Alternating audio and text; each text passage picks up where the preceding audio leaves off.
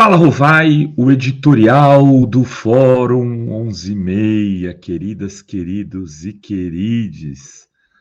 Vamos falar da relação da Globo com o novo governo que se inicia, com o novo governo Lula, né? Globo que parece ter se tornado, de novo, a noiva, a Vênus platinada, e ter conseguido lançar os seus cabelos para boa parte do governo, que agora trata a emissora como uma nova aliada, a aliada da vez.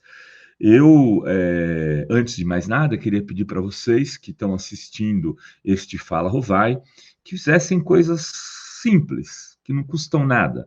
Se inscrevesse no canal da Fórum, é zero custo, zero custo, e você vai receber as nossas notificações se apertar ali a notificar sempre. Essa é uma coisa.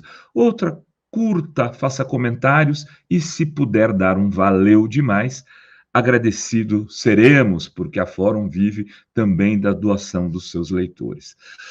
Bom, a visita da Globo, da Natuza Neri, que eu reputo como uma das melhores jornalistas do Brasil, quero fazer esse parênteses, a Casa Presidencial, sendo ciceroneada pela Janja, criou um debate nas redes que precisa ser feito, porque, de alguma maneira, o PT várias vezes já tentou de tudo para ter a Globo como sua super aliada nos seus governos. Eu nunca vi tanta humilhação de ministros, de chefes de estatais, tal, como se fez em 14 anos com pessoas ligadas à Globo. Tenho sempre as primeiras notícias, sempre as primeiras informações, sempre dão as primeiras entrevistas para a Globo, sempre colocam seus assessores para disputar qualquer pedacinho de espaço no Jornal Nacional ou nas suas emissoras, que inclusive têm audiência limitada, como a Globo News, querem fazer rococós. E eu me lembro, por exemplo, de quando a Dilma assumiu e ela foi dar a primeira entrevista para Ana Maria Braga e fazendo omelete. Parecia que aquilo tudo era uma grande celebração, que a Globo trataria a Dilma com o respeito que ela merecia.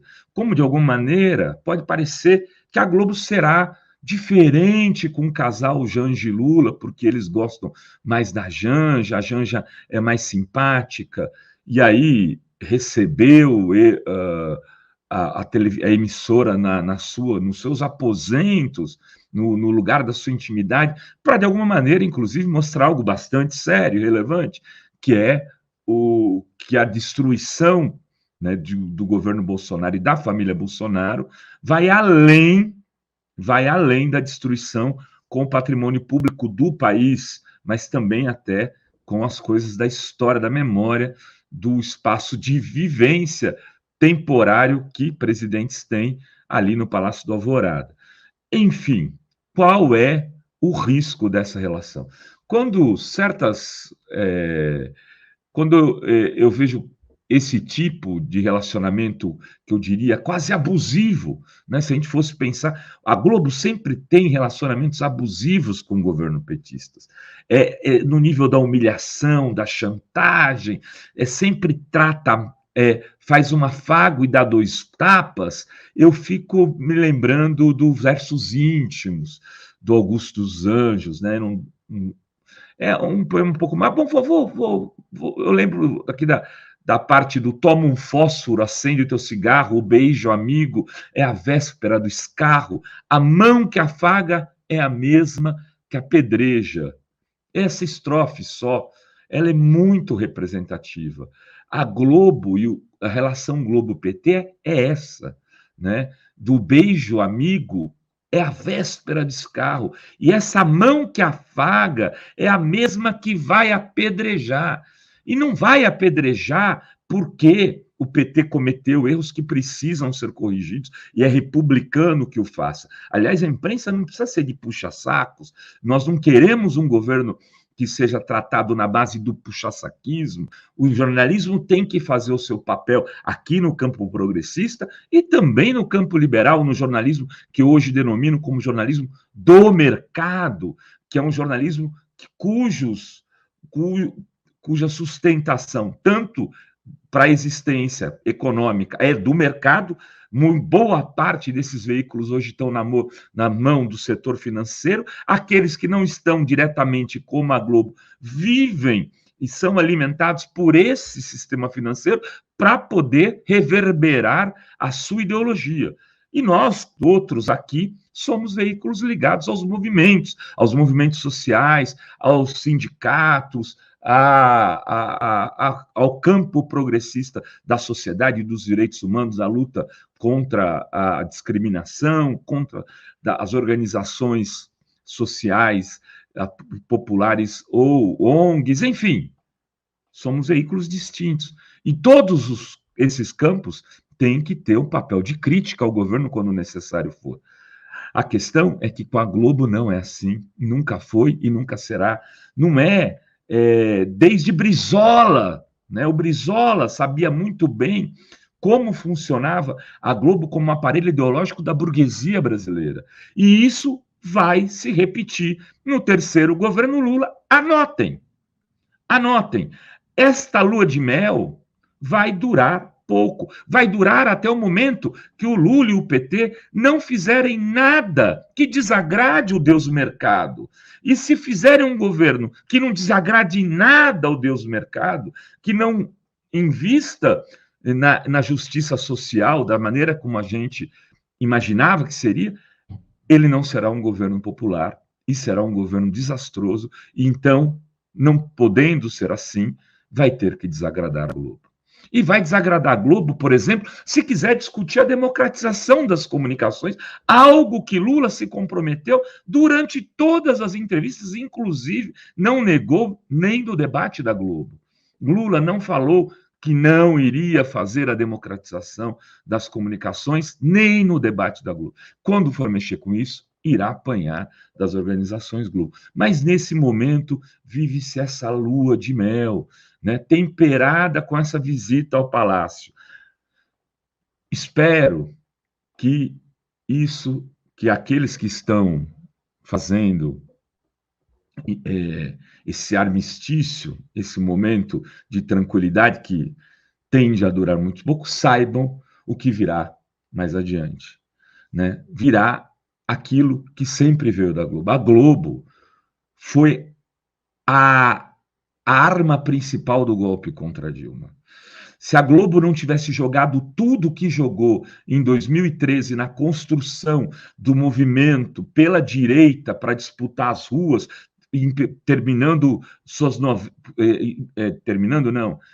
tirando suas novelas do ar, esticando o Jornal Nacional, convocando as pessoas para irem protestar contra Dilma naquele momento, não teriam a desgastado tanto e a levado para a eleição presidencial de 2014 naquela relativa fragilidade. Mesmo ganhando, Dilma perdeu.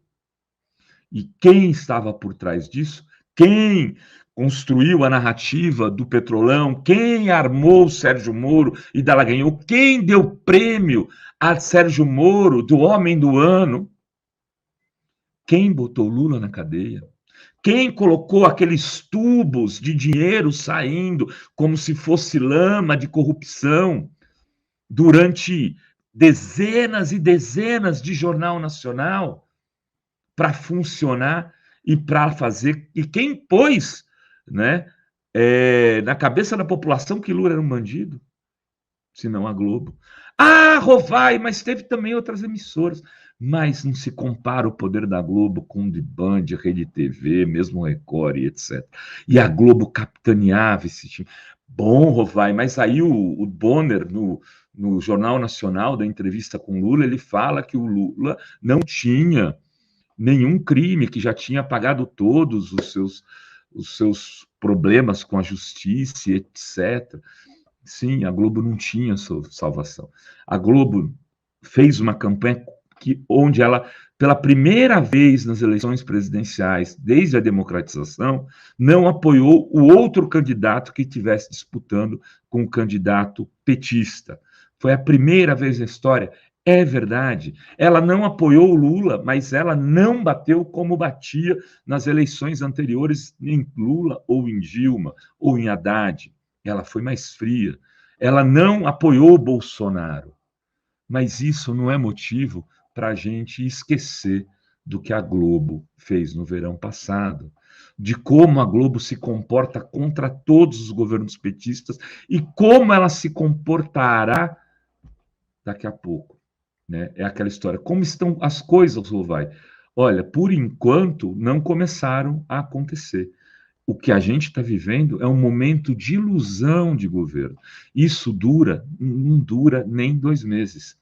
E aí é preciso, então, fazer comunicação para além da Globo.